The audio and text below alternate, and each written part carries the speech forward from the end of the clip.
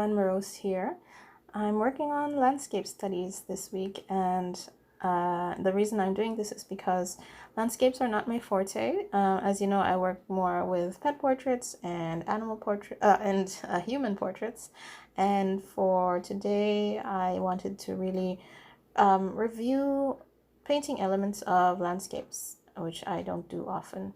So I started with this fiery sunset landscape, and first thing I did was wet the paper, and I dropped in a lot of warm colors from yellows to reds and browns onto that wet paper. I think there was a little bit too much water that I used on the paper because the colors started to run into one another, and then especially on the lower half of this painting, a lot of them started to mix into one another and they became sort of muddy looking, which isn't what I was going for. The sky was turned out pretty okay. You can see I used a dry brush, squeezed out some of the water from my flat brush to pick up some of those colors from the sky so I could kind of shape the sun and the clouds up on that portion of the painting. So everything below that turned out really messy. And anyway, after I dried everything with a hair dryer, I went into kind of a damage control mode and tried to fix everything. So the first thing I did was to saturate some of the colors again, starting with the sun and building up some of those clouds with that gold color that I'm using.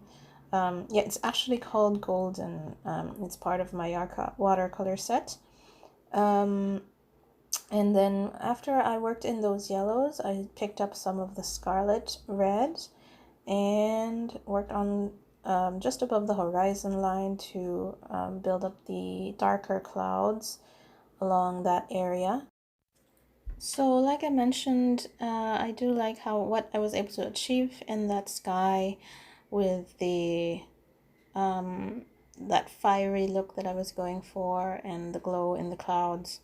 But everything below that is just a mess, and as I continue with this painting, I'm trying to just control what happened here, and I'm trying to fix things to the best of my ability. So again, I went in with a hair dryer and dried things out, and then I went back to the clouds again to build up some of the shadows in those clouds, this time using brown shades to build in the shadows. So there you can see more of the shape of the clouds being formed here.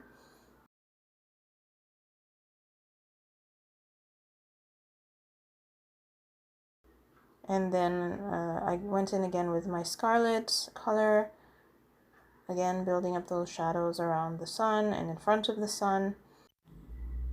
So here it's starting to look like the clouds are coming in front of the sun and covering the sun to some extent. And then I darkened the horizon some more because in my reference photo this area was really dark and full of shadow.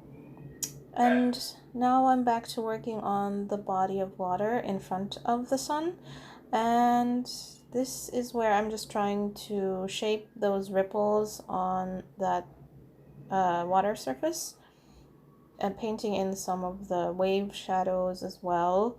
But everything underneath it is just already too muddy and dirty, so it's not looking the way I want. I would want for it to look cleaner and for the colors to be more vibrant than how they turned out here. Anyway, at this point I'm painting in more of that little island in the foreground, the silhouette, and then I'm painting in some of the grass that you can see growing on that island. And this is pretty much the only thing I spent some time adding some details to.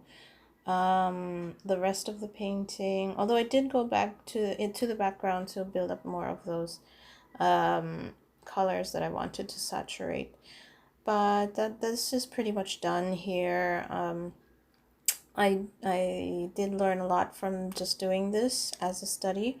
First and foremost is you do not want to be careful with the amount of water that you're using, especially if you're working on trying to create some nice washes. If you use too much water, your all of your colors will just be out of control, and just they might start to mix together and turn out really muddy looking, and that's not what you want to have happen. But just to make a point about doing studies, you're doing studies because you want to learn. So this isn't, I know this isn't the looking anywhere near to anything that anybody would want to have for a painting hanging on their walls, but for me it was a learning experience. Hopefully from my mistakes you learn stuff, a lot of things as well. Anyway, there's the finished product. Can be much better, but it's starting point for learning.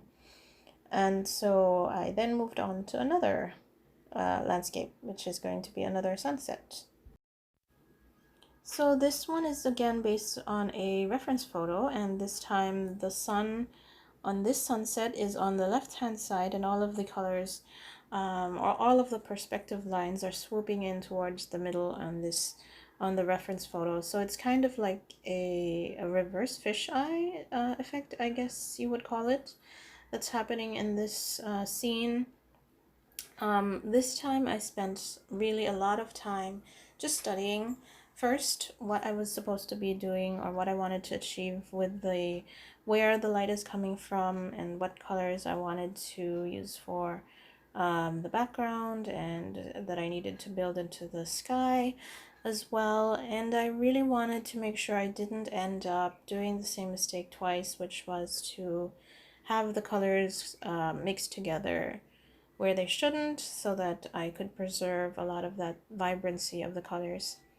So yeah, I think this one was pretty much more of a success than the first one, because, well, for one, I learned my lessons from the first one, and because in this second one I really spent time having a plan, whereas in the first sunset that I did, I just picked a photo and started painting right away without considering the reference photo for any length of time. So this time I slowed myself down, was a little bit more patient, was a little bit more careful about how much water I used. And so you can see this initial wash that I laid down to build up the sky colors, the cloud colors, and the foreground colors of the mountains in the front. They all started to come together nicely. I really like how this turned out. I did get into a little bit of trouble in that corner there on the left hand side, on the upper left hand side. I was in danger of muddying up those colors again, because again I think I didn't wait it long enough for that to dry before I started dropping in some orange colors into that. So it did turn out or almost turned out to be too brownish and muddy looking again. Fortunately, I was able to save it, and it turned out pretty good. So this is the sky. As I told you earlier, all of the perspective lines are kind of sweeping in towards the middle portion of the painting, or what I observed in the reference photo. And here I am just building up the foreground with the of the mountains. I started with some of the olive green that I really like to use.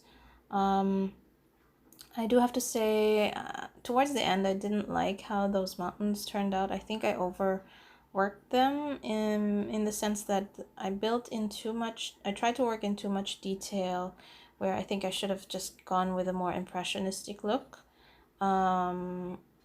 Because, I don't know, some of that detail just wasn't right for this size of painting.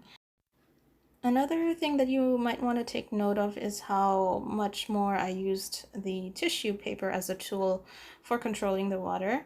As I mentioned, I really slowed things down and paid attention to controlling the water and preserving the white where I needed it to be, showing off the light that was coming from the sun. So that's one thing that I really picked up from doing the first one, from making the mistakes in the first one, is it's just slowing things down. Just because you're doing washes doesn't mean you have to be in a panic mode and do things as fast as possible. You can control things if you have a plan. I think the one important thing I would like for you to take away from me doing these first two sunset scenes is that it's just plan things out before you dive into doing a painting. Because again, water will dry on you quickly. But if you know what needs to be done, that time element isn't going to cause you to panic as much, and it's not going to cause you to make that many mistakes. Or if you do make mistakes, you know how to kind of course correct and get yourself back on track because you know what your plan is for this painting. So that's one big lesson that I took away from doing these initial studies. So again, studies are really worth it to do, especially these kind of smaller paintings that you can finish in very short amounts of time, because you're not putting yourself under too much pressure to come up with a finished product that's worth selling or that's worth displaying. You're just kind of playing around, and it's really fun to do these because yeah, no pressure. You're allowed to make mistakes. And if you did start out with something with the intention of it being just a study and it does turn out really nice, then that's a bonus for you. You can, you did put time and effort into it, so I don't think you would be wrong to put a price tag on it to sell it, or to make copies of it or print it on a postcard, or just maybe give it away to somebody who might really appreciate it. But yeah, like I said, all those things are just a bonus. Your first intention is to learn, and that's what these studies are for. Anyway, as I'm going on with these mountains, this is at the point where I think I should have stopped. Beyond this, I feel like I overworked the painting too much. And that's another lesson that I learned from doing this particular study is to be more mindful of when you should stop. I guess I think I was a little too much, I got a little too much into the details of this piece. I'd already achieved what I'd set out to achieve, which was the glow from that sun, which is one of my main purposes for doing these studies, is to figure out how to achieve the lighting effects in the various landscapes that I'm looking at in my reference photos. And at this point, I've already achieved that, so I kind of got too much into the details. And the outcome, well, towards the end, you can be the judge, but for me, I felt like it was just too overworked. So yeah, just be mindful of that. How could you tell if something is overworked? Well, for me, it's kind of like if I've built up the details and it looks a little too busy. And I don't know, I guess it also comes from experience. You can just kind of see and feel the balance in a painting, if it's off or if it's not. So to prevent overworking a painting, my thing that I do is I take frequent breaks. I avoid long stretches of just keeping at working on a piece without taking breaks in between, because you do have to take a step back and gain perspective again on the overall balance of a painting or of a piece. And the only way to do that is just to take your eyes off of what you're working on, because sometimes you just get too focused on the small details without looking at things in the whole. So there you noticed it jumped, I think I lost some footage there, and it jumped over towards the end of the painting process for this study. This is the part where I feel like I'm overworking it already. Anyway, it's something minor, especially because this is a study anyway. After that, after working on the mountains for a while, I went back to saturate the sky. and the clouds again. And again, I used the tissue to pick up some of the paint so that I could preserve the white areas where the brightness needs to be, that's coming from the sunset. And then again, this is pretty much done at this stage. So overall, I do like this one much better than what I worked on in the first landscape that I studied. The colors are more controlled here, the washes are more controlled in this painting. So I'm just gonna skip on to the end where I kind of try to blend everything together with some water, just so I can reduce the overworked look that I was talking about. So here is the finished product for this study. So like I said, you be the judge. Did I or did I not overwork it? Let me know in the comments. And we are moving on to our third landscape study for this video.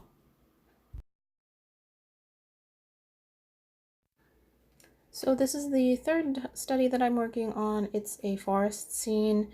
It's a pretty ambitious painting for me to do because, well, first of all, I don't have the experience, I feel, for achieving that lighting effect where there's light coming in like strong beams coming down from the top down to the forest floor, penetrating through the canopy. So that's something I wanted to try and recreate in this painting. Anyway, I started out with just dabbing in some of those shadows, and then after that I tried to pull off some of the paint by using a tissue paper. That kind of worked in not exactly the way I wanted.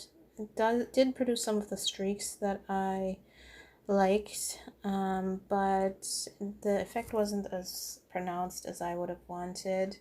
So I went in with a brush and just painted in a few more of those shadows. And then after that, I went in with a dry brush to pull off some of that paint again so I could recreate those beams of light coming down from through the canopy. So again, a lot of this is about experimentation. You don't know exactly how things are going to work out sometimes, or how you're going to achieve something. But again, that's the purpose of a study, is for you to figure out how to recreate some things that you might observe in a reference photo, or that you need to have happen in a painting. Sometimes you can find, of course, with all of the resources available to artists nowadays, you can find somebody who's already done something like this and is able to teach you how to do that effect that I'm looking for, or whatever effect you want to have in your painting. And so that's very useful.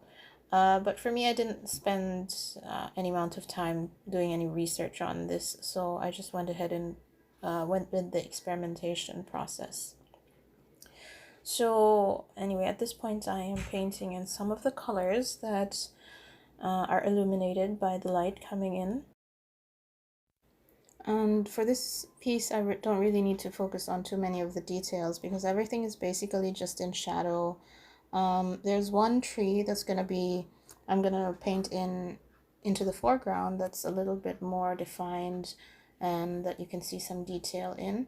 But beyond that, everything is kind of just a blur because the atmosphere is pretty misty and wet. So yeah, everything is like in a bit of a fuzz state. So that's the tree that I was talking about, and I'm using browns to paint that in because it is a little bit more illuminated than the rest of the trees that are around it. A lot of it is still in shadow, so that's what I'm doing here with adding some Payne's gray over that brown. And I'm trying to preserve those beams of light that are shining down and around it, which is kind of challenging to do. And I'm looking at this and I'm trying to see if I'm actually producing that lighting effect that I was going for. So now I'm painting in some blue mixed with Payne's gray just to add some definition to some of these the foliage on this tree. Not too much definition, like I said, because again everything is in a bit of a blur. And this is again close to completion here, because all I have left to do beyond this is just to, you know, darken those areas of shadow on that tree. And then I do paint in some leaf details at the top portion here, you know, where the top of that tree is showing. And so overall, for a first attempt, I think I was pretty successful in achieving that lighting effect that I was going for. Few things could be better. I think I could create that more of that contrast, just so that the light is even more obvious as light, and so that I could have more of that glowing effect. But yeah, like I said, as a first attempt, I'm pretty happy with how this came out. I think I will try experimenting with this a little bit more on different pieces or similar pieces where you have beams of light shining down or across from one area of the painting to another. But this was fun. Experimentation is again another fun thing to do during studies. Is just to figure out and problem solve and not put yourself on under any pressure to be successful, and to just learn from playing around with paint and seeing how it works and doing stuff that you've never done before. And you do have to challenge yourself when you do paintings. Don't always go for the easy projects. It's the only way to learn is if you challenge yourself beyond what you're comfortable with.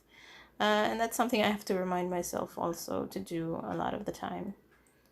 So apologies for this last part. I think I forgot to turn on the desk lamp while I was working on the last part of this painting. That's why the light changed and you can see the shadow of my head over the painting that I'm doing. But there you go. That's me putting on some of the finishing touches onto this piece. And that is the third and final study that I did for this week.